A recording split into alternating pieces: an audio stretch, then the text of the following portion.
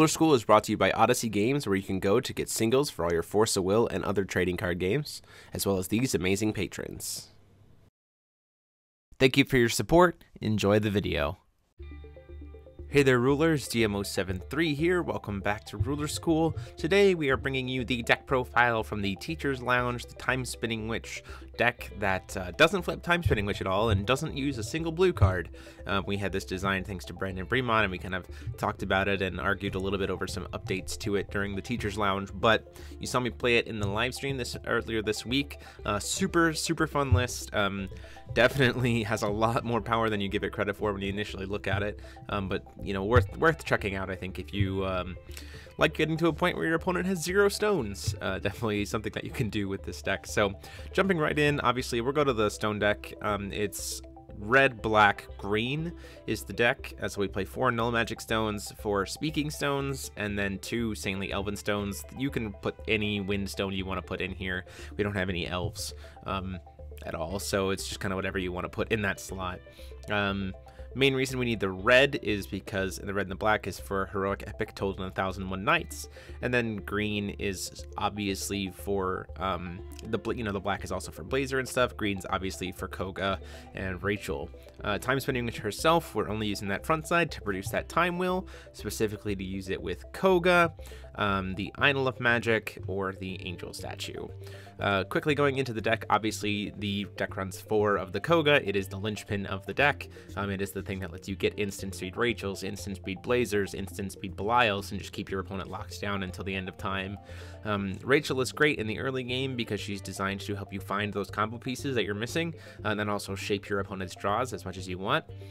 Blazer is great. You can, if you get him removed with a Koga, your opponent happens to be top decking for any reason, you can let them draw for their turn, flash in the Blazer, and then steal the card before they get a chance to use it. So then you kind of lock your opponent out of having cards. Idol of Magic, just to be able to help us filter into the colors we need. Same with the 4 angel statues, it's purely just to help us filter. Light of Transmigration is just another way to flicker one of your creatures, especially if it comes in off the heroic epic. So you can cast a Blazer for 3 with the heroic epic. You have 2 will left over.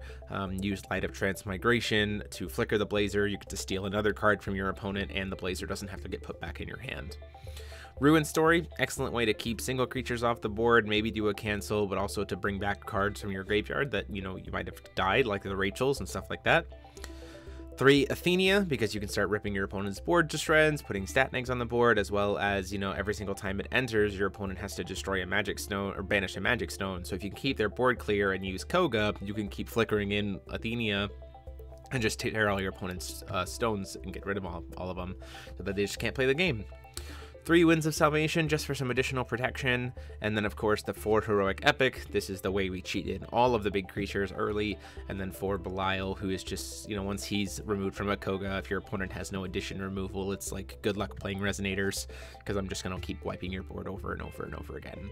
So that is the list. Ultimately, you can kind of tool around with what Ryan was doing with like the Welsers or the other things like that, but this is the core of the list with some minor tweaks off of what Brandon sent, kind of showed us during the Teacher's Lounge. Definitely a lot of fun. I hope you checked out the live stream. If you haven't, please go check it out, and let me know if you guys have any interesting other ideas of decks that you can build around Time Spinning Witch in this new format. There's a lot of different ways that you can kind of abuse her filtering, I think, so it'd be interesting to see what people have tried idea-wise.